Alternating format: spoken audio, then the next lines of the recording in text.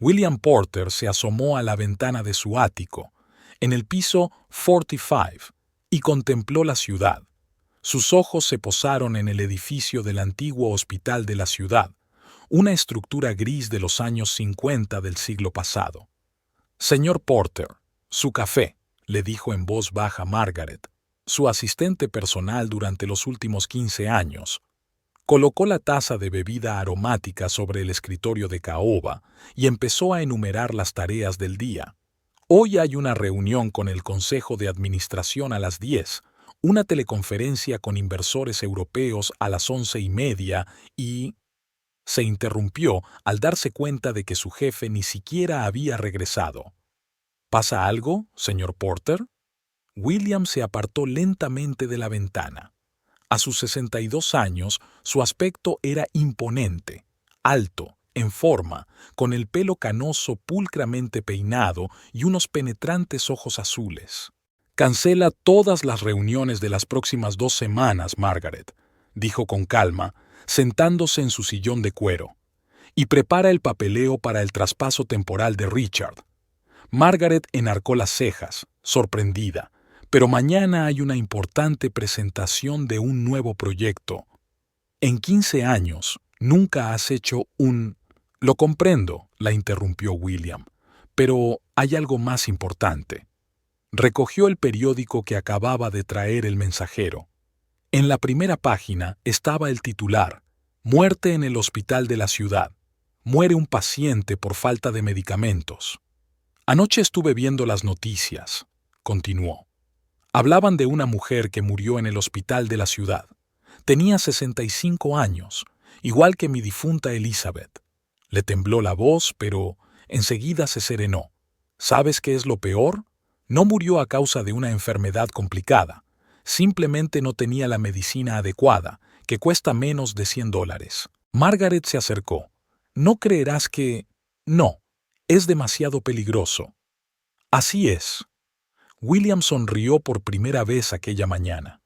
«Me convertiré en paciente del hospital de la ciudad, un paciente corriente, sin ningún estatus especial. Pero tu reputación, si alguien se entera...» «Nadie se enterará», le cortó William. «Excepto tú.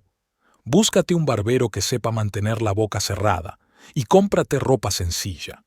En ese momento se abrió la puerta del estudio y entró Thomas, su hijo mayor. «Papá, acabo de recibir el informe sobre...», tartamudeó al notar el ambiente tenso.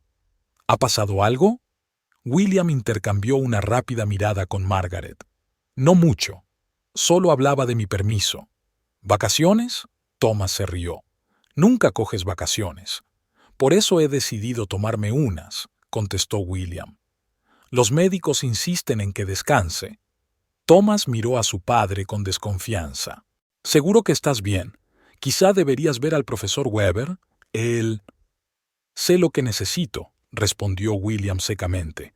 «Cuida de la empresa mientras estoy fuera».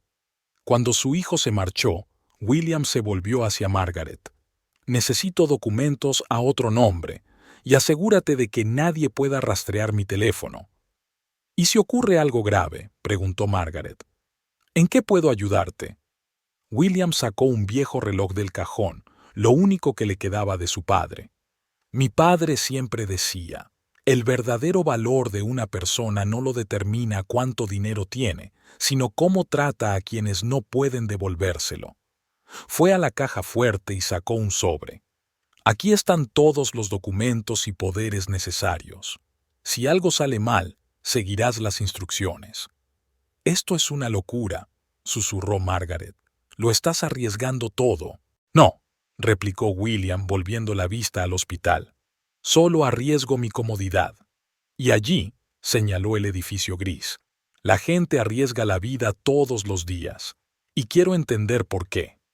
Aquella noche, sentado en su despacho, William repasó su plan por última vez. En 3 días se convertiría en David Wilson, un mozo de almacén de 60 años sin seguro médico ni ahorros, y entonces vería por fin la verdadera cara del sistema sanitario. Antes de apagar la luz, echó un último vistazo a la foto de su difunta esposa. Siento, Elizabeth, no haber hecho esto antes, pero ahora te lo compensaré. A las 8 de la mañana, David Wilson, antes William Porter, cruzó el umbral del hospital de la ciudad. Apenas se le reconocía, un abrigo marrón desgastado, zapatos viejos, días de barba incipiente. Incluso sus andares habían cambiado. Ahora se movía más despacio, ligeramente encorvado. La recepción le recibió con ruido y aire sofocante. Decenas de personas estaban sentadas en sillas de plástico. Algunas tosían, otras se agarraban el estómago. Una anciana lloraba apretándose el bolso contra el pecho. «Disculpe», dijo a la enfermera de recepción. «Necesito ayuda». La enfermera le entregó un formulario sin levantar la vista de sus papeles. «Rellénelo y espere su turno». «Pero me duele mucho. Aquí todo el mundo sufre», le interrumpió. «Rellene el formulario y espere». David se sentó en una silla vacía y empezó a rellenar el papeleo. A su lado, un anciano hablaba con su mujer. «María, ¿podemos irnos a casa?», le susurró. «Llevo 3 horas aquí sentado y el dolor no hace más que empeorar». «Robert, no podemos permitirnos una clínica privada», respondió la mujer acariciándole el brazo. «Esperaremos un poco más». Al otro lado, una joven madre intentaba calmar a su hijo con el brazo vendado. «Tranquilo, Peter. Pronto nos verá el médico». «Mamá, pero si hemos venido por la mañana», sollozaba el niño. David sintió que la rabia le invadía el pecho. Estaba acostumbrado a la eficacia, a la respuesta inmediata a los problemas. Y aquí la gente espera horas para recibir ayuda básica. 1 hora más tarde, apareció una nueva enfermera, joven, cansada, con el pelo revuelto. ¿Quién es el último de la fila? Hubo jaleo, resultó que nadie sabía el orden exacto. «¡Silencio!», gritó la enfermera. «Vamos a atenderles por orden de llegada». «¿Quién determina la urgencia?», preguntó alguien entre la multitud. «Yo», respondió la enfermera. «¿Quién tiene dolores agudos?». Se levantan varias manos. «¿Dónde duele exactamente? ¿Cuándo empezó?». David observó cómo la enfermera evaluaba rápidamente a los pacientes. Su mirada era profesional, pero sus ojos mostraban cansancio e irritación. «Tú», señaló a Robert. «Y tú», señaló al hombre de la cabeza vendada. «Síganme». «¿Y los demás?», preguntó David. La enfermera le miró fríamente. «¿Y usted quién es? ¿Un médico? Espere su turno». A la hora de comer, la sala de espera estaba medio vacía. David sentía que se le entumecían las piernas de tanto estar sentado. Una mujer mayor estaba sentada a su lado, sacando pastillas de su bolso de vez en cuando y contándolas. «Disculpe», le dijo David, «¿viene aquí a menudo?». «Todos los meses», suspiró la mujer. «Tengo diabetes. Vengo a por recetas y revisiones. Y siempre hay tanta cola». «Eso no es nada», dijo la mujer con un gesto de la mano. «Puede ser peor, sobre todo cuando los médicos están en un congreso o de vacaciones. Por cierto, me llamo Ana». «David», se presentó.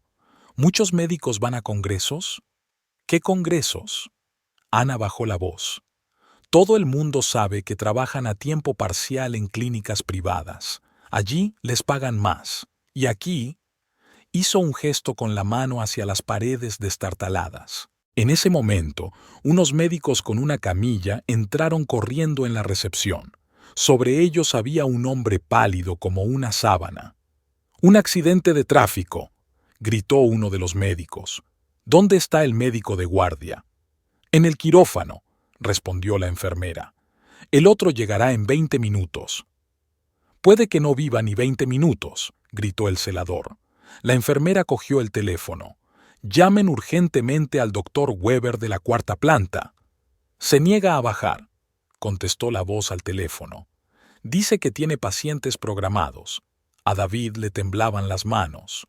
Esto no podía ocurrir en sus clínicas. Cada paciente era importante, cada minuto contaba. «Llévenlo al quirófano», dijo finalmente la enfermera. «Intentaré encontrar a alguien». Mientras los médicos salían corriendo con el herido, Ana negó con la cabeza. «Verá, Esto es así todos los días. Los médicos se van a clínicas privadas y nosotros esperamos. Por la noche, cuando por fin llamaron a David para examinarle, se sintió desolado. No por el dolor que estaba fingiendo, sino por lo que vio, por las historias que escuchó, de la impotencia en los ojos de sus pacientes. ¿Qué pasa?, le preguntó cansado el joven médico, sin mirarle siquiera. Dolor en el pecho, respondió David. Lo tengo desde hace unos días. Quítese la ropa. Le haremos un cardiograma. ¿Cuándo estarán los resultados? El médico levantó por fin la vista. La máquina está estropeada. Vuelva mañana, o pasado mañana, cuando esté arreglada. ¿Y si es algo grave? El médico se quitó las gafas y se frotó los ojos. Hoy he visto a 30 pacientes yo solo, sin descanso. Si es tan urgente, vaya a una clínica privada. Le atenderán en 5 minutos. Cuando David salió de la consulta, ya había anochecido. En la entrada, vio al mismo niño con el brazo vendado. Seguía esperando con su madre. ¿Sigues aquí?, se sorprendió David. La radiografía no funciona, respondió cansada la mujer. Dijeron que volviera mañana. De camino a casa, David pensó en todo lo que había visto, en los médicos cansados y las enfermeras irritadas, en equipos averiados y colas interminables, en la gente que espera ayuda durante horas. En la habitación del hotel, saca el teléfono y marca el número de Margaret. Es solo el primer día, dijo en lugar de saludarla, y es mucho peor de lo que pensaba. A la mañana siguiente, David fue trasladado a una sala general. La habitación era estrecha y estaba mal ventilada, con 4 camas separadas por una fina cortina. Los colchones eran finos y la ropa de cama estaba pasada de moda, aunque limpia. Tu sitio está junto a la ventana, dijo la enfermera Olivia, señalando la última cama. Desayuno a las 8, comida a la 1, cena a las 6. El aseo está al final del pasillo. ¿Dónde puedo lavarme?, preguntó David. Hay una ducha en el suelo, contestó ella. El horario está en la puerta. Te toca a las 9 de la noche. Cuando la enfermera se fue, David empezó a mirar a sus compañeros. A su derecha había un hombre delgado de unos 50 años que tosía sin cesar. A su izquierda había un anciano con una pierna vendada. La cuarta cama estaba vacía, pero en la mesilla había las pertenencias de alguien. Buenos días, dijo el vecino enfermo. Me llamo Michael, y este, señaló con la cabeza al anciano, es Peter. David, se presentó. ¿Cuánto tiempo llevas aquí? 4 días, respondió Michael entre ataques de tos. Neumonía. Estoy esperando los resultados de las pruebas. Llevas 4 días esperando los resultados, se sorprendió David. El laboratorio está saturado, explicó Peter. Y llevo aquí 2 semanas, después de mi operación de rodilla. En ese momento, la puerta se abrió y un cuarto paciente entró en la sala, un joven con un brazo vendado. «Oh, Nicholas ha vuelto», dijo Michael. «¿Cómo va el tratamiento?» «Lo de siempre», hizo una mueca. «El fisioterapeuta no ha vuelto a venir. Dijeron que estaba enfermo y que no había sustituto». David escuchaba las conversaciones de sus vecinos intentando dar sentido a lo que oía. En sus clínicas privadas, los resultados de las pruebas estaban listos en un día o menos, y se encontraban sustitutos al instante. «¿Qué te pasó en el brazo?», le preguntó a Nicholas. «Un accidente laboral», respondió. «Trabajo en la construcción. Me caí de un andamio hace un mes. Ahora estoy esperando a que se me cure». «¿Y cuánto tardará?», se encogió de hombros Nicholas. «El médico dice que necesita otra operación, pero la lista de espera para operaciones programadas es de 3 meses». ¿3 meses? David no podía creerlo. ¿Y el trabajo? Nicholas sonrió con amargura. Me despidieron. Dijeron que no podían mantener el puesto tanto tiempo. Una enfermera entró en la sala con una bandeja. «Desayuno», anunció, repartiendo platos. David miró su ración: avena líquida y té en una taza de aluminio. Recordó sus desayunos habituales con zumo recién exprimido y magdalenas. No te preocupes, le guiñó Michael. Te acostumbras rápido. Lo principal es tener la medicina. ¿Y qué pasa con la medicación?, preguntó David. Depende, contestó Peter. A veces los tenemos, a veces tenemos que comprarlos nosotros. Ayer no había antibióticos. Los familiares los compran si tienen dinero, dijo Michael. Y si no, esperamos. Después del desayuno, empezaron las rondas. Un joven médico entró en la sala acompañado de 2 internos. ¿Cómo te encuentras?, preguntó acercándose a Peter. Me duele la rodilla, respondió. Y hace mucho que no me cambian el vendaje. La enfermera de vendajes está de vacaciones, suspiró el médico. Intentaré encontrar a alguien por la tarde. Después de examinar a todos los pacientes, se acercó a David. ¿Sigue teniendo dolores en el pecho? Sí, respondió él. Sobre todo por la noche. La máquina sigue sin funcionar, le dijo. Pero te voy a recetar nitroglicerina. Si empeora, llame enseguida a la enfermera. Cuando los médicos se marcharon, Michael negó con la cabeza. Es una buena doctora Williams. Lo está intentando. Pero, ¿qué puede hacer? El equipo es viejo, el personal escaso. Después de comer, sopa y pasta con conservas de pescado, la mujer de Nicholas vino a verle. Una joven con cara de cansancio le trae fruta y agua. ¿Cómo estás?, le preguntó, sentándose en el borde de la cama. Estoy bien, respondió él. ¿Cómo están los niños? Te echan de menos. Lucy pregunta cuándo volverá papá. ¿Y el dinero? La mujer suspira. He cogido un turno extra en la cafetería, pero este mes el alquiler será difícil. David se dio la vuelta, sintiendo que estaba escuchando algo muy personal. Pensó en cuántas historias como esta ocurren cada día en este hospital. Por la noche, la temperatura de la sala empezó a bajar. La calefacción funcionaba de forma intermitente. Menos mal que me llevé una manta de más, dijo Peter, abrigándose. Mi mujer se dio cuenta desde la primera semana de que aquí hacía frío. Pensé que no duraría mucho, suspiró Michael. No he traído nada de abrigo. David se quedó tumbado en la oscuridad, escuchando la tos de Michael y la respiración agitada de los demás pacientes. Pensó que en su hospital cada habitación tenía su propio termostato y los pacientes podían regular la temperatura por sí mismos. Hacia medianoche, oyó un ruido en el pasillo. Alguien llamaba a gritos a un médico. «Es otra vez del pabellón 7», murmuró Peter.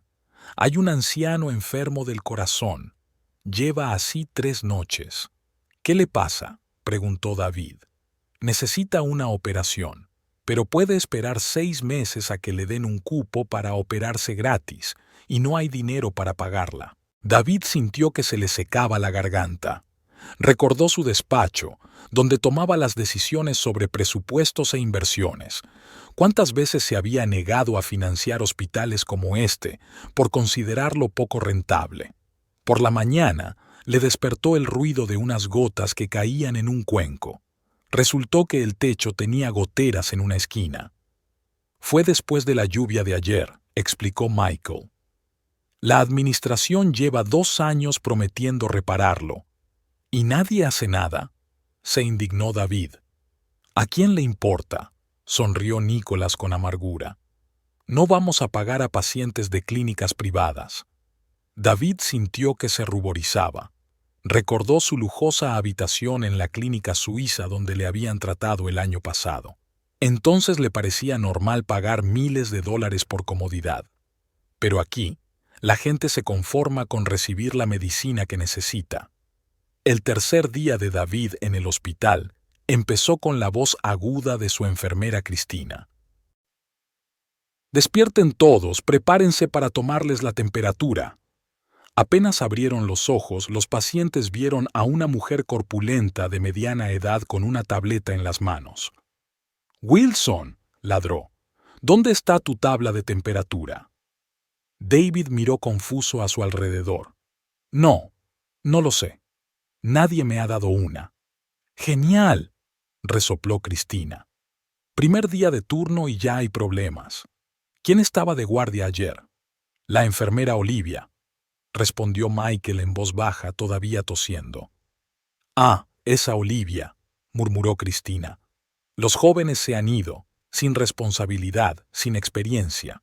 Solo piensan en cómo trasladarse a una clínica privada lo antes posible. Empujó el termómetro bruscamente bajo la axila de David. Túmbate y no te muevas. Me quedan 2 pisos por recorrer. Cuando se fue, Peter suspiró. No le hagas caso. Cristina siempre es así. Lleva 20 años trabajando aquí. Está amargada. ¿Y Olivia?, preguntó David. Parecía estar bien. Renunció, respondió Nicholas. Ayer la oí hablar por teléfono. Consiguió un trabajo mejor en el centro médico. Media hora más tarde, Cristina regresó, todavía irritada. Entonces, ¿quién tiene fiebre? Wilson, 37,5. Lo apunto como elevado. Pero eso es normal. David empezó. Escucha, le interrumpió Cristina. Llevo 20 años trabajando aquí.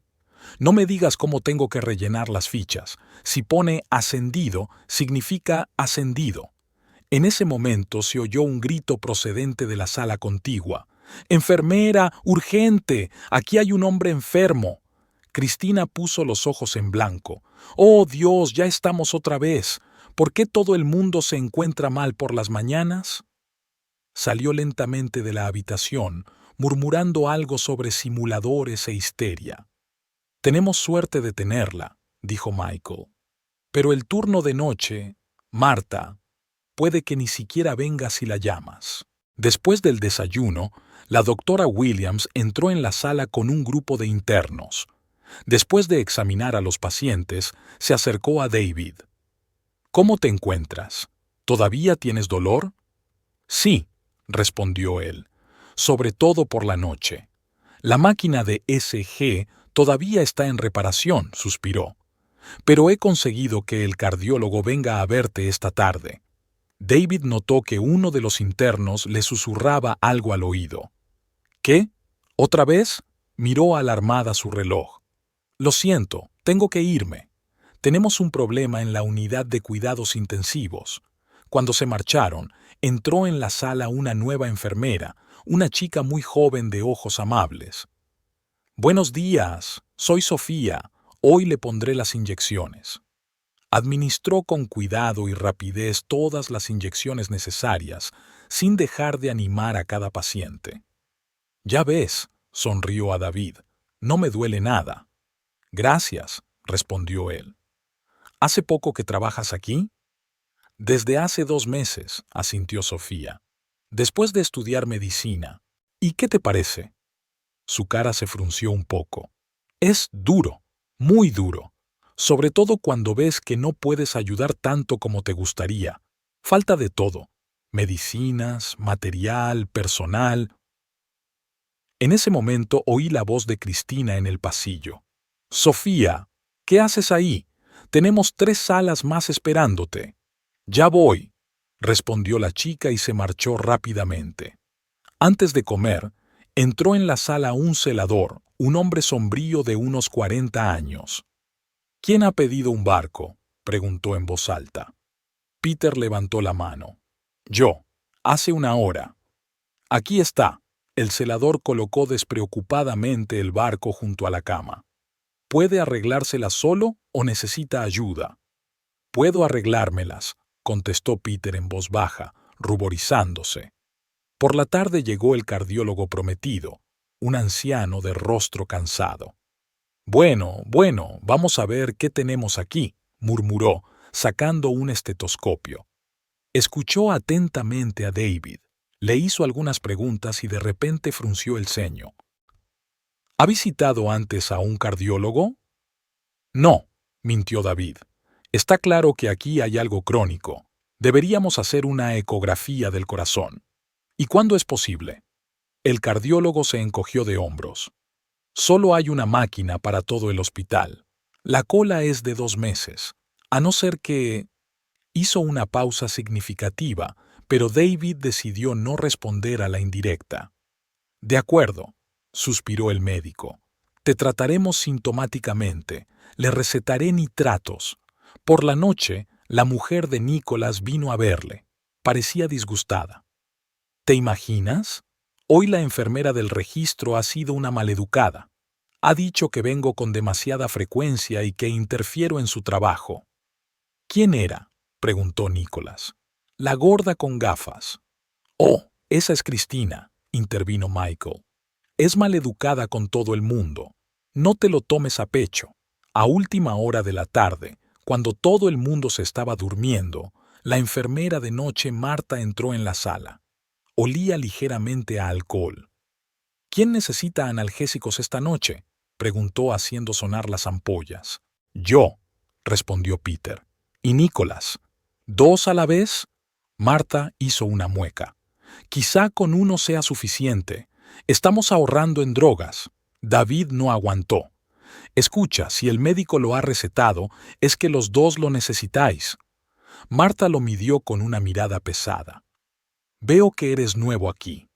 ¿Aún no conoces nuestros procedimientos? Si os peleáis, nadie conseguirá nada». Le puso las inyecciones, pero con deliberada brusquedad, de modo que Peter gritó de dolor. «Eso es todo», dijo, recogiendo las ampollas vacías. «No vuelvas a intentar llamarme en mitad de la noche. No solo tengo tu sala». Cuando se fue, la sala se quedó en silencio. «Sabe», dijo Michael de repente, «mi mujer era enfermera, hace 30 años. Lo dejó porque no podía soportar ver cómo todo iba cuesta abajo. Decía, antes éramos como una familia, médicos, enfermeras, camilleros. Ahora cada uno va a lo suyo». David no pudo dormir en toda la noche. Pensó en Sofía con su sincero deseo de ayudar, en el cansado doctor Williams, en la enfadada Cristina y en la borracha Marta. Todos ellos formaban parte del mismo sistema, un sistema que estaba quebrantando tanto a los pacientes como al personal.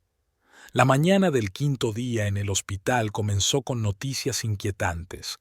La enfermera Sofía, que hacía su ronda matutina, parecía especialmente disgustada. «Nos estamos quedando sin antibióticos», dijo en voz baja, comprobando el goteo de Michael, «y el nuevo suministro llegará en una semana». «Pero aún me quedan 4 días de tratamiento», tosió Michael. «Lo sé», Sofía casi lloraba. «Estamos intentando pensar en algo. Quizá podamos pedirlo prestado a otro departamento». En ese momento, el doctor Williams entró en la sala, acompañado de un hombre mayor con un traje caro. «Este es nuestro médico jefe, el doctor Bergman», le presentó. «Hace sus rondas mensuales». El doctor Bergman echó un rápido vistazo a la sala. «¿Cómo están las condiciones? ¿Alguna queja?» «Sí», respondió inmediatamente Nicholas. «Tenemos una gotera en el techo desde hace una semana y...» «Esto es una cuestión de limpieza», le interrumpió Bergman. «Me refiero a quejas médicas». «¿Quedarse sin antibióticos es una queja médica?». David no pudo soportarlo. El médico jefe le miró con irritación. «Joven, ¿comprende la situación en la que se encuentra ahora el sistema sanitario? Hacemos todo lo que podemos dentro del presupuesto asignado». «¿Qué se supone que tienen que hacer ahora los pacientes?», preguntó David. «¿Esperar una semana sin su medicación?». «Existe la opción de comprar los medicamentos necesarios por su cuenta», respondió Bergman secamente, «en la farmacia del hospital». Cuando los jefes se marcharon, Peter negó con la cabeza. «Ese es todo el sistema. Y los precios en la farmacia del hospital son el doble que en la ciudad». «¿Por qué?», se preguntó David. «Porque es su farmacia», explicó Michael. «Todo el mundo sabe que pertenece a un familiar de alguien de la dirección». Por la tarde, entró en la sala una mujer llorando, la esposa de un paciente de la sala de al lado. «Alguien puede prestarme 2.000», suplicó. «Mi marido necesita medicinas urgentemente y no tenemos dinero. Los pacientes se miran unos a otros. Nadie podría ayudar con esa suma». «¿Y el seguro?», preguntó David. ¡Qué seguro!, sonrió amargamente la mujer. Su marido trabajaba extraoficialmente cuando enfermó. Ahora todo el mundo le daba la espalda. Por la noche, David escuchó una conversación entre la enfermera Sofía y el doctor Williams. «Ana Mikhailovna», dijo Sofía, «¿quizá se te ocurra algo? En la sala 5, mi abuela se está quedando sin insulina». «¿Qué puedo hacer?», respondió cansada la doctora. «Ya sabes que los proveedores se niegan a trabajar con nosotros hasta que el hospital salde sus antiguas deudas. Pero no se puede». «Sí que podemos, Sofía», la interrumpió Williams. «Eso es exactamente lo que ocurre todos los días. No podemos ayudar a todo el mundo. Algunas personas tienen parientes que les compran los medicamentos, y algunos...». No terminó. A última hora de la tarde, un celador llegó a la sala para entregar la cena. De repente, oyó ruidos y gritos en el pasillo. «¿Cómo que no hay medicinas?», gritó una voz de hombre. «¿Me está tomando el pelo? Un hombre se está muriendo». «Cálmese», contestó uno de los empleados. «No podemos hacer nada. Intente comprar algo en la farmacia». «¿Qué farmacia? A las 10 de la noche. ¿Te das cuenta de lo que estás diciendo?». David se derrumbó y salió al pasillo. Allí estaba un hombre joven sacudiendo por el cuello al asustado médico de guardia. «¿Qué ha pasado?», preguntó David. «Mi padre no se encuentra bien. Necesita urgentemente un medicamento, pero no lo tienen. Y esto es en un hospital público». «Quizá yo pueda ayudar», preguntó David, pensando en sus contactos. «¿Cómo puedes ayudar?», agitó la mano el hombre. «Aquí todo el sistema está podrido. ¿Sabe lo que me dijeron en recepción? Si quiere un tratamiento adecuado, vaya a una clínica privada». A la mañana siguiente, David se enteró de que el padre del hombre había muerto. Un ataque al corazón. El medicamento que no tenían en el hospital costaba menos de $100. «¿No es la primera vez que ves esto?», le preguntó a Michael. «No, no es la primera vez», suspiró. «La semana pasada, un tipo murió en la unidad de cuidados intensivos, 25 años. No había medicamentos para la anestesia. Mientras su familia buscaba dinero, en ese momento la enfermera Cristina entró en la sala con un papel. «Bien, todo el mundo, un anuncio de la administración. Debido a la optimización de costes, el mes que viene se reducirá la compra de algunos medicamentos. La lista de medicamentos que los pacientes tienen que comprar por su cuenta está expuesta en el tablón de anuncios». «¿Qué hay en ella?», preguntó Nicholas. «Es más fácil decir lo que queda libre», resopló Cristina. «Ahora hasta las vendas corren de tu cuenta». Por la noche, Sofía se acercó a David. «Sabes», le dijo en voz baja, «hoy he presentado mi dimisión». «¿Por qué?», se sorprendió él. «¿Te gusta mucho tu trabajo?». «Sí», asintió ella. «Pero ya no puedo mirar a los pacientes a los ojos y decirles que no hay cura. No puedo escucharles pedir ayuda y todos nosotros somos impotentes para cambiar nada». Esa noche, David no pudo dormir durante mucho tiempo. Pensó en cuánta gente se enfrenta a esta situación cada día, en cómo el sistema convierte a los jóvenes idealistas en cínicos cansados, en lo fácil que era pensar en la optimización de costes sentado en su despacho. Sacó su teléfono y escribió un mensaje a Margaret. «Búscame toda la información sobre el sistema de adquisición de medicamentos en los hospitales públicos. ¿Quién toma las decisiones? ¿Quiénes son los proveedores? ¿A dónde va el dinero? Todo». Aquella noche la sala estaba especialmente tranquila. Michael dormía tras otro ataque de tos. Peter leía un periódico viejo y Nicholas miraba por la ventana el repiqueteo de la lluvia. David pensó que había llegado el momento de entablar conversaciones más abiertas con sus vecinos. «Peter», le dijo en voz baja al anciano, «¿cómo has llegado hasta aquí?». Peter dejó el periódico y suspiró pesadamente. «Es una historia estúpida. Trabajaba como guardia de seguridad en una obra. Una noche, resbalé en las escaleras y me hice una fractura. Al principio pensé que no era nada, que se curaría, pero empezaron a surgir complicaciones. ¿Cuánto tiempo llevas aquí? 3 meses ya, sonríe Peter con amargura. ¿Sabes qué es lo peor? Podría haber ido a una clínica normal. Tenía un seguro del trabajo, pero los jefes pesan rápidamente el problema. Me despidieron con carácter retroactivo, como si me hubiera ido antes de la lesión. Nicholas interrumpió de repente la conversación. Es una historia conocida. A mí me hicieron lo mismo, solo que, en mi caso, ni siquiera intentaron explicarme nada. Se limitaron a decir adiós y ya está. ¿Qué hiciste tú?, preguntó David. ¿Yo? Nicholas se apartó de la ventana. Era albañil, 15 años de experiencia. Empecé como simple peón y fui ascendiendo hasta capataz. Creía que todo iba bien. El sueldo era normal, el trabajo estable. Y entonces, un paso descuidado en el andamio. Se señala el brazo vendado. Los médicos dicen que puede que no se recupere del todo. Y sin la función completa de mi brazo, ¿qué tipo de trabajo puedo hacer? Mi mujer tiene ahora 2 trabajos, de camarera y de limpiadora, y tenemos 2 hijos. En ese momento, Michael se despertó. ¿Estás contando historias otra vez?, tosió. Entonces escucha la mía. Se sentó en la cama, apoyado en la almohada. He sido camionero toda mi vida. Mi propio camión, mi propia ruta. Todo iba bien hasta que empezó esta neumonía. Al principio pensé que era solo un resfriado, que se pasaría. Seguí conduciendo porque cada vuelo perdido significa dinero perdido. ¿Y qué pasó después?, preguntó David. Fue como una mala película, sonrió Michael con amargura. Un día conducía tan mal que apenas conseguí parar. Me trajo una ambulancia. Resultó que tenía una neumonía avanzada y deberían haberme tratado hace un mes. ¿Por qué no recibiste tratamiento?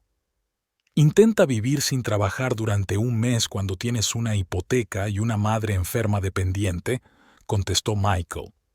Pensé que podría soportarlo. No lo hice. Se oyeron pasos en el pasillo y un nuevo paciente entró en la sala, un hombre de unos 50 años, acompañado por una enfermera. Este es su sitio, dijo señalando una cama vacía. Póngase cómodo. Cuando la enfermera se marchó, el recién llegado se presentó. Robert, un superviviente de un infarto. ¿Y cómo has entrado?, preguntó David. Robert hizo un gesto con la mano. Pasé 4 horas en la sala de espera. Luego esperé otras 2 horas a un cardiólogo. Y cuando por fin lo examinaron, dijeron que necesitaba una operación urgente. Pero había cola, sugirió Peter. Así es. Dijeron que tenía que esperar 2 meses. Mientras tanto, tengo que tomar medicación y estar en observación. ¿Y en una clínica privada?, preguntó David. ¿Estás de broma? Robert negó con la cabeza. Allí, una operación así cuesta tanto como mi pensión anual. Yo era profesor, 30 años de experiencia. Pensé que me jubilaría y cuidaría de mis nietos, y ahora... No terminó, pero todos en la sala lo entendieron. Tenía un vecino, recordó Peter de repente. Le dieron el alta el mes pasado. Me contó que su amigo trabaja en una clínica privada como limpiador. Dice que incluso las papeleras de allí son mejores que las camas de aquí. Y sus equipos son nuevos, añadió Nicholas. Cuando me examinaron el brazo por primera vez, el médico me dijo que necesitaba un TAC. Pero la máquina de aquí está estropeada. Me aconsejó que fuera a una clínica privada. Le pregunté por el precio, que resultó ser mi sueldo mensual. ¿Sabes qué es lo más gracioso?, intervino Michael. Escuché una conversación entre los médicos. Resulta que muchos de ellos trabajan en 2 frentes, aquí y en clínicas privadas. Allí trabajan por dinero y aquí por antigüedad y pensión. ¿Qué tiene eso de divertido?, preguntó Robert. El hecho de que los mismos médicos en distintos lugares son como personas distintas. Aquí están tristes, cansados y no quieren explicar nada. Y allí están sonrientes, atentos, dispuestos a hablar durante horas sobre tu enfermedad. David escuchó estas conversaciones y sintió que la rabia crecía en su interior. Recordó su propia clínica privada, donde hasta el mobiliario estaba hecho a medida. Y aquí, la gente no puede recibir ayuda básica. ¿Qué haces?, le preguntó de repente Robert. David se quedó un momento confuso. Yo trabajaba en la administración, ahora estoy jubilado. ¿Y qué te parece esto?, preguntó Robert. ¿No estarás acostumbrado a estas condiciones? No, no lo estoy, respondió David con sinceridad. No encontraba la palabra. ¿Terrible?, sugirió Peter. ¿Injusto? Exacto, asintió David. Sabes, toda mi vida he creído que si una persona quería recibir atención médica de calidad, debía pagarla, que era normal que hubiera distintos niveles de servicio para distintas personas. ¿Y qué piensas ahora?, preguntó Nicholas. Ahora, David miró por la ventana donde seguía lloviendo. Ahora me doy cuenta de que estaba equivocado, que no se puede hacer negocio con la medicina, al menos no de esta forma. Hermosas palabras, dijo Michael. ¿Pero de qué sirven? El sistema está bien establecido, todo el mundo se beneficia, alguien recibe más, alguien recibe menos, y nosotros no somos más que engranajes de la máquina. Esa noche, David no pudo dormir durante mucho tiempo. Pensó en todas las historias que había oído, sobre el profesor que no podía permitirse la operación, sobre el obrero de la construcción al que echaron a la calle tras una lesión, sobre el conductor que arruinó su salud por miedo a perder su trabajo. Sacó su teléfono y escribió otro mensaje a Margaret. Mañana pide todos los documentos sobre la privatización de las instituciones médicas en los últimos 10 años y busca información sobre los propietarios de las clínicas privadas de nuestra ciudad. Creo que empiezo a entender cómo funciona este sistema. El 7º día de su estancia en el hospital empezó con un incidente desagradable. Una mujer con traje de negocios entró en la sala, presentándose como empleada del departamento administrativo. «¿David Wilson?», preguntó ella mirando entre los papeles. «Tiene una factura atrasada por servicios adicionales». «¿Qué servicios adicionales?», se sorprendió David. «Pruebas, cardiograma, consulta con el cardiólogo», leyó la lista. El importe total ascendía a $800. «Pero esto es un hospital público», intervino Nicholas. «¿No debería ser gratis?». La mujer le miró con desprecio. «El tratamiento básico, sí, pero los servicios adicionales se pagan aparte. Está escrito en los documentos que firmó cuando le ingresaron». «Yo no firmé nada», protestó David. «¿En serio?». Ella sacó una carpeta. David miró el documento. La letra pequeña al final decía algo sobre servicios adicionales. «Yo ahora mismo no puedo pagar», dijo, ciñéndose a su historia. «Bueno», sonrió fríamente la mujer. «En ese caso, tendremos que interrumpir su tratamiento». La conversación fue interrumpida de repente por el doctor Williams, que acababa de entrar en la habitación. «¿Qué está pasando aquí, María?». «Anna Mikhailovna ya conoce las normas», respondió el administrador. «Hay que pagar las deudas». «La paciente aún no ha terminado el tratamiento», dijo Williams con firmeza. «Entonces, ¿quizá pagará usted personalmente su deuda?», preguntó María con sarcasmo. El médico guardó silencio. David pudo ver cómo luchaba consigo misma. «Denos unos días», dijo por fin. «Hablaré con el médico jefe».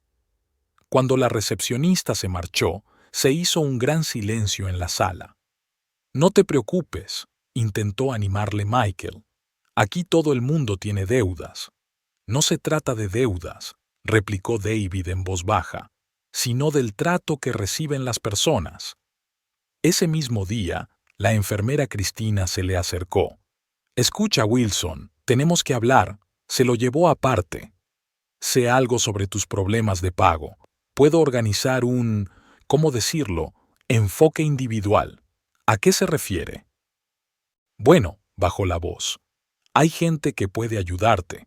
Por supuesto, costará un poco más que la factura oficial, pero no hay papeleo ni preguntas». David sintió que las manos le temblaban de rabia. ¿Estás sugiriendo que te soborne?, gritó Cristina. Eso es lenguaje grosero. Es solo agradecerte tu comprensión. Todo el mundo lo hace. ¿Todo el mundo? Bueno, no todo el mundo, pero los que quieren recibir un tratamiento adecuado. Por cierto, tenemos un excelente cardiólogo. Si estamos de acuerdo, él puede verte fuera de turno. ¿Y los demás pacientes? ¿Los que no pueden devolver el favor? Cristina se encogió de hombros. Así es la vida, querida. Cada uno se las arregla como puede. Cuando David volvió a la sala, encontró a Robert emocionado. ¿Te puedes creer que me acaban de decir que la operación costará 5,000? Pero he leído que está incluida en el programa de garantía estatal. Lo está, le confirmó Peter. Pero tendrás que esperar unos 3 meses. Si lo quieres antes. ¿3 meses? Robert se apretó el corazón. Pero el médico ha dicho que es urgente. Cálmate, intervino Nicholas.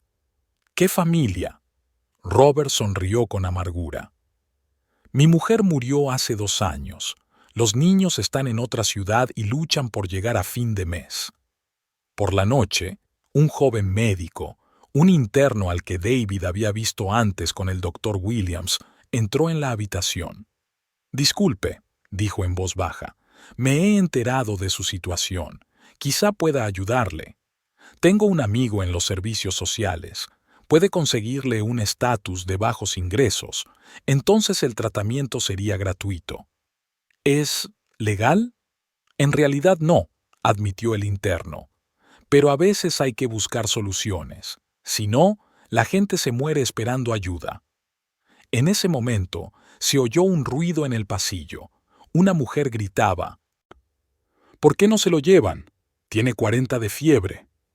Calma, respondió la voz de la enfermera.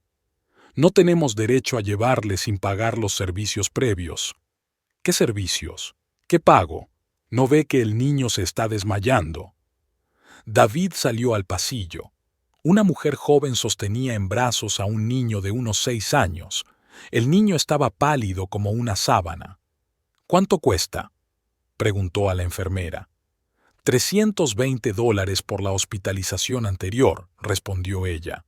David estuvo a punto de delatarse al llevarse automáticamente la mano al bolsillo, donde siempre guardaba la cartera con las tarjetas.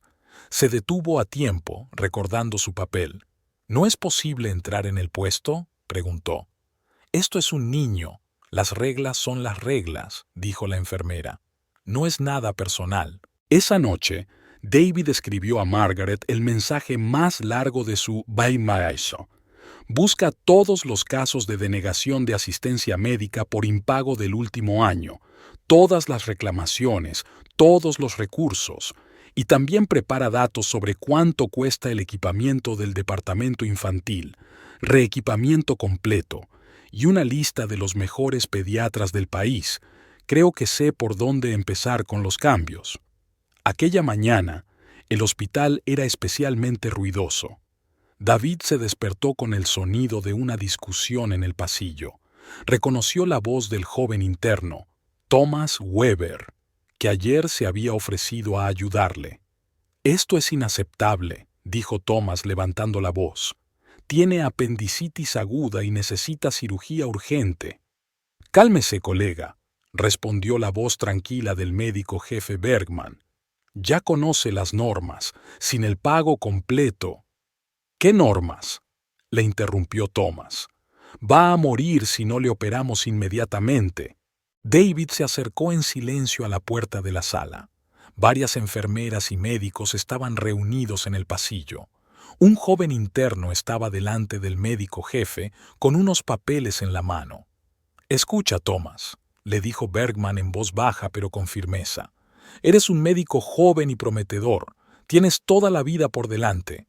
¿Por qué crearte problemas?» «¿Problemas?», sonrió Thomas con amargura. «El único problema aquí es que nos hemos olvidado del juramento hipocrático». El médico jefe adjunto, el doctor Miller, se unió a la conversación. «Colega, comprenda que un hospital es un mecanismo complejo. Necesitamos dinero para equipamiento, medicinas, sueldos del personal. ¿Y por eso debemos negarnos a ayudar a la gente? Thomas no se dio por vencido. Nadie se niega, respondió Miller con calma. Simplemente hay ciertos procedimientos. Por cierto, muchos pacientes encuentran formas de expresar su gratitud a los médicos. Thomas se enderezó de repente. ¿Está sugiriendo que acepte un soborno? Dios me libre. Bergman levantó las manos. Es que a veces los pacientes hacen aportaciones voluntarias al hospital. Por desgracia, no podemos ayudar a todo el mundo, suspiró Miller. Esta es la realidad. David vio que el joven médico apretaba los puños. ¿Sabe qué? Pagaré yo mismo esta operación. ¿De tu sueldo de becario? Bergman negó con la cabeza. No seas tonto. Mejor piensa en tu futuro. En ese momento trajeron una camilla de urgencias.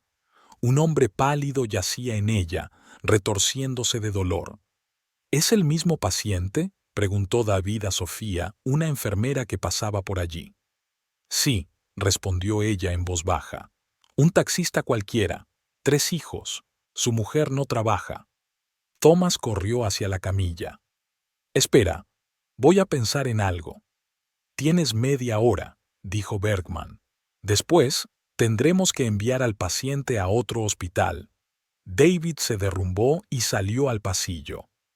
¿Y si pago yo la operación? Todos se volvieron hacia él. ¿Tú? Preguntó Miller sorprendido. Pero si tú mismo tienes una deuda con el hospital. Yo encontraré el dinero, dijo David. Llamaré a mi familia. Thomas le miró agradecido, pero Bergman negó con la cabeza. Por desgracia, no podemos aceptar el pago de otro paciente. Va contra las normas. Durante todo el día, Thomas corrió por el hospital tratando de encontrar una salida. David lo observaba con el corazón encogido. Podría haber resuelto fácilmente el problema, pero habría tenido que revelar su identidad. Por la noche, oyó a Thomas hablar por teléfono. Sí, papá, lo entiendo todo, pero no puedo trabajar así. No es medicina, es... Dejó de hablar. No, ya lo he decidido. Mañana entregaré mi solicitud. A la mañana siguiente, Thomas no estaba en el hospital. Cuando David preguntó a Sofía por él, ella respondió con tristeza. Lo dejó. Dijo que se iba a trabajar a una clínica rural. Al menos allí son honrados. ¿Y el paciente?, preguntó David. Lo enviaron a otro hospital, a 40 kilómetros. ¿Sobrevivirá? Sofía apartó la mirada. No lo sé. Con una apendicitis así, cada hora cuenta. Esa noche, David tomó una decisión. Sacó su teléfono y envió un mensaje a Margaret. Prepara los documentos urgentemente. Mañana empezamos a actuar. Busca toda la información sobre la gestión del hospital. Flujos financieros, ingresos extraoficiales, conexiones con clínicas privadas. Todo. 1 hora más tarde, recibí una respuesta. Ya lo he encontrado. Te sorprenderá, pero el médico jefe Bergman es copropietario de 3 clínicas privadas, y su adjunto, Miller, es propietario de una cadena de farmacias, incluida la del hospital. David sonrió. Estupendo. Ahora busca los contactos de todos los periodistas que han escrito sobre los problemas del sistema sanitario y prepara un informe sobre todos los casos de denegación de asistencia del último año. ¿Estás seguro?, preguntó Margaret. Será un escándalo. Y una cosa más. Ponte en contacto con Thomas Weber. Dile que quiero ofrecerle un trabajo, pero no reveles mi identidad todavía. Aquella noche no pudo dormir durante mucho tiempo, pensando en su plan de acción. El sistema estaba podrido hasta la médula, pero él sabía cómo cambiarlo. No en vano había pasado tantos años construyendo su imperio empresarial. No pasa nada, susurró en la oscuridad. Todo cambiará pronto, y empezaremos por este hospital. Después de hablar con Margaret, David decidió indagar más. Se acercó a Sofía, que estaba terminando su ronda vespertina. Dime, ¿esto ocurre a menudo aquí? Como con ese joven médico. Sofía miró a su alrededor y bajó la voz. ¿Te refieres a Thomas? Es el tercero de este año. Antes que él estuvo María Stern, también una joven doctora. Intentó luchar contra el sistema, escribió quejas. Rápidamente le pidió que se marchara. ¿Y quién más? Andrei Kowalski, cirujano. Se negó a aceptar la varo de los pacientes. Le trasladaron a las peores funciones y le crearon unas condiciones insoportables. Ahora trabaja en algún lugar de Canadá. En ese momento, Paul, un celador que estaba limpiando el suelo cerca de allí, se unió a la conversación. Llevo 15 años trabajando aquí. La dirección solía tener al menos algo de conciencia. Ahora todo está abierto. Ni siquiera ocultan nada. ¿Qué es exactamente lo que no ocultan?, preguntó David. Bueno, por ejemplo, la farmacia del hospital. Paul se apoyó en la fregona. Todo el mundo sabe que pertenece a la familia Miller, y los precios allí son el doble que en la ciudad, y los médicos solo recetan allí. Y si un paciente quiere comprar medicinas en otro sitio, pueden negarse a tratarlo, intervino Sofía. Dirán que no garantizan la calidad de los medicamentos de otras farmacias. Robert, que había salido al pasillo, se unió a la conversación. ¿Sabes que tenemos un departamento de pago en la 6ª planta? Allí las condiciones son completamente diferentes, como en una clínica privada. ¿Y tienen muchos pacientes allí?, preguntó David. Casi todas las camas están ocupadas. Dicen que incluso tienen equipos nuevos, y nos han dicho que el hospital no tiene dinero para reparar el escáner CT. Esta información hizo reflexionar a David. Sacó su teléfono y añadió un mensaje a Margaret. Comprueba los flujos financieros del departamento de pago. ¿A dónde va el dinero? Y busca todos los contratos de compra de equipos de los últimos 5 años. Cuando volvió a la sala, escuchó una conversación entre Michael y un nuevo paciente, un anciano llamado Frank. Mi hija solía trabajar aquí como enfermera, dijo Frank. Lo dejó cuando se enteró de que vendían parte de la ayuda humanitaria. ¿Cómo es eso?, se sorprendió Michael. Es muy sencillo. Llega un lote de medicamentos con fines benéficos. Una parte se registra oficialmente y el resto se vende en farmacias, pero por dinero. David sintió que se enfriaba por dentro.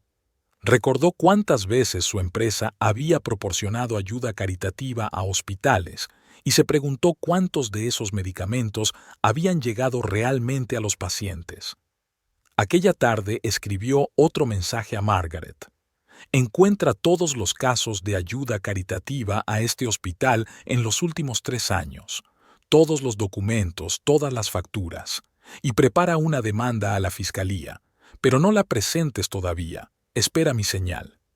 ¿Seguro que quieres empezar una guerra con el sistema?, preguntó Margaret.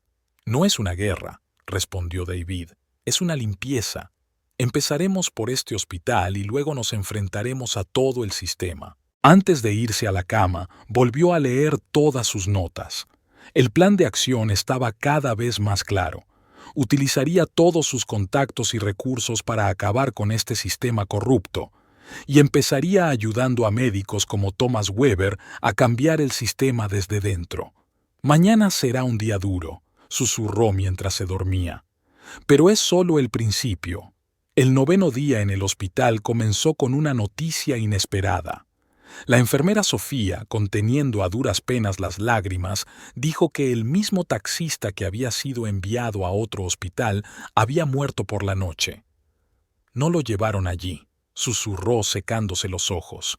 La apendicitis estalló por el camino, peritonitis, le quedaban 3 hijos. David sintió que algo se le partía en el pecho. Recordó al joven Thomas, que había intentado salvar a este paciente y su impotencia ante el sistema. ¿Qué va a pasar ahora?, preguntó. Nada, sonrió Sofía con amargura. Escribirán que el paciente se negó a ser hospitalizado, o que fue culpa suya, que debería haberlo solicitado antes. Todo sigue igual. En ese momento se oyó un ruido en el pasillo. La mujer del conductor muerto acudió al hospital. «Sois unos asesinos», gritó. «Podría haber vivido. Podrían haberle operado». Los guardias sacaron rápidamente a la mujer de la sala. David vio que el médico jefe, Bergman, observaba la escena con indiferencia desde su despacho. «¿Sabes?», dijo de repente Peter cuando todos volvieron a la sala. «Mi hermana trabajaba para una compañía de seguros. Me dijo que cada año mueren miles de personas porque se les niega la atención médica oportuna». «¿Miles?», volvió a preguntar David. «Así es. Pero nadie habla de ello. Todo el mundo tiene miedo. Los médicos temen perder su trabajo. Los pacientes temen dejar de ser atendidos si se quejan». Nicolás se unió a la conversación. «Mi mujer me contó ayer que 2 enfermeras de la planta infantil han dimitido. No podían soportarlo. Dicen que lo más duro es ver morir a niños que podrían haberse salvado». A David le temblaban las manos. Sacó su teléfono y envió un mensaje a Margaret. «Busca urgentemente las estadísticas de mortalidad de los hospitales públicos de los últimos 5 años y compáralas con las de las clínicas privadas». La respuesta llegó en 1 hora. «La diferencia es 4 veces mayor. La mortalidad es mayor en los hospitales públicos, sobre todo entre los pacientes con bajos ingresos. Y entre los niños es aún peor. La tasa de mortalidad es 6 veces mayor en los pabellones infantiles de los hospitales públicos». David sintió que se le cortaba la respiración. Recordó a su difunta esposa, que toda su vida había soñado con abrir una clínica infantil. «Elizabeth», susurró, «voy a hacerlo bien. Te lo prometo». Por la tarde, una comisión del Ministerio de Sanidad llegó al hospital. Funcionarios con trajes caros recorrieron rápidamente los pasillos sin mirar siquiera en las salas. «¿Otra inspección?», preguntó David a Sofía. «¿Qué inspección?», agitó la mano la enfermera. «Es solo para el espectáculo. Ahora los llevarán a la sala de pago. Luego habrá un banquete en un restaurante. Por la noche escribirán que todo va bien». «¿Sucede a menudo?». «1 vez al trimestre. Vienen, elogian a la dirección por su gestión eficaz, cogen sus sobres y se van». En ese momento entra en la sala una mujer mayor, la madre de uno de los pacientes de la sala vecina. «Se ha enterado. Van a cerrar nuestro pabellón. Dicen que no es rentable». «¿Cómo pueden cerrarlo?», se sorprendió Robert. «Es el único servicio de este tipo en la ciudad». «¿A quién le importa?». La mujer sonrió amargamente. «Pero abrirán una clínica de pago en ese lugar.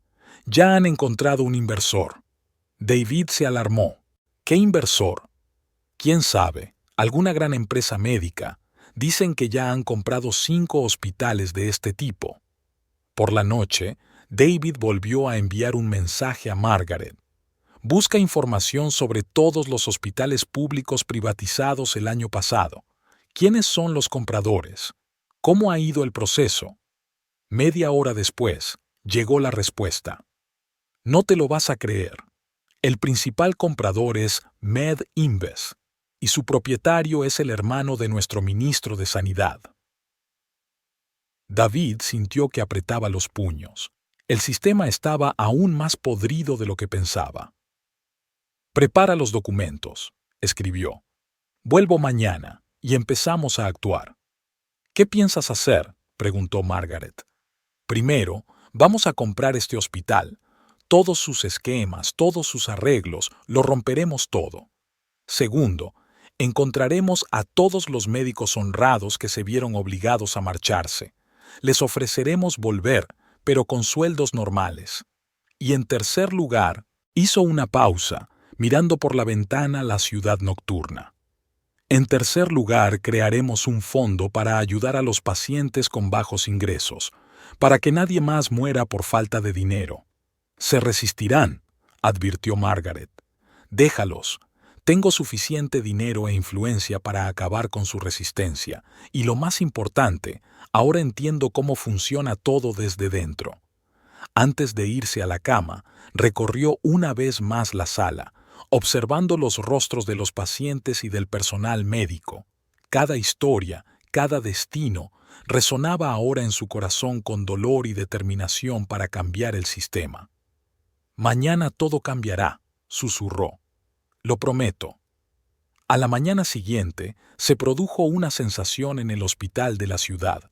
Un Mercedes negro se detuvo en la sala de emergencias y salió William Porter, uno de los hombres de negocios más influyentes de la ciudad.